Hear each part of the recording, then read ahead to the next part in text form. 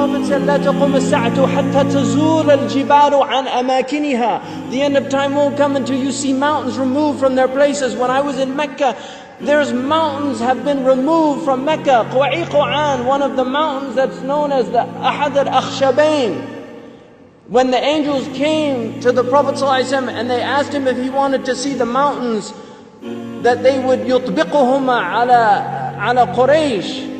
One of them was Abi Qubays and the other was Quwa'iqan. Quwa'iqan has been removed. It's gone. It's no longer there. The mountain is gone. A mountain that the Prophet ﷺ walked in its shade. A mountain that the Prophet ﷺ probably climbed as a boy. This mountain is now removed. Then the Prophet ﷺ said, لا تقوم الساعة حتى تزول الجبال عن أماكنها. These are signs for people to reflect. The Prophet I was on the Arabian Peninsula with my family, walking on the beach, and I came upon people in a public beach having sexual intercourse. In a public beach on the Arabian Peninsula. I'm not making this up. This is the level of fasad that is happening on our planet. The Prophet ﷺ said, لا تقوم الساعة حتى يتهارج الناس تهارج الحمير. That the end of time won't come until people are like animals openly. He said, sallallahu alayhi wasallam, that one of the signs of the end of time is civilized people would walk with their thighs exposed in the marketplaces. بادية الأفخاذ في الأسواق. People, pens, he said, would be everywhere. He said that people, out of their love of the world, you would get two-income families.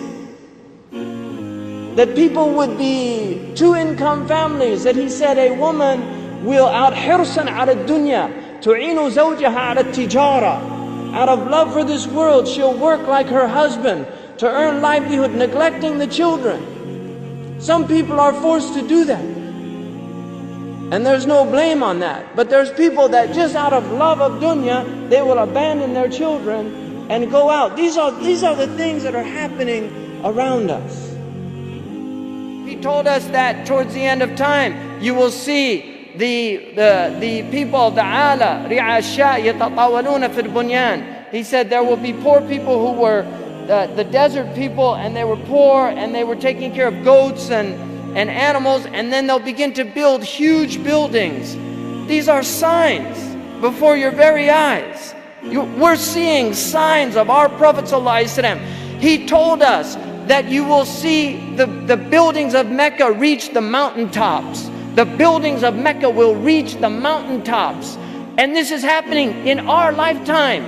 When I first went to Mecca, there were no buildings even close to the tops of the mountains of Mecca. And now it's filled with buildings that are beginning to reach the mountaintops. I was on one of the tallest mountains in Mecca, and you can see the clock tower now surpasses the mountains. The Prophet ﷺ said in a hadith, he said, إِذَا رَأَيْتُمْ مَكَّةَ بُعِجَتْ كَظَائِمًا. If you see Mecca, if you see its mountains with holes pierced through them, this is what it means. بُعِجَتْ كَظَائِمًا وَيَتَسَاوَى بُنْيَانُهَا رُؤُوسَ جِبَالِهَا. And you see the buildings reach or in a riwayah ta'lu, they will actually surpass the mountaintops.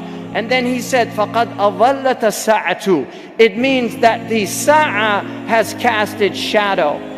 Imam As-Suyuti says in this, هي عبارة عن دنو الساعة. It means that the hour is near, it's coming close. But if you took that literally, and in hadith tradition, in the usuli tradition, asrul kalam al-haqiqa, that if the Prophet says something, you should always interpret it literally, unless there's a reason to go to a metaphorical interpretation.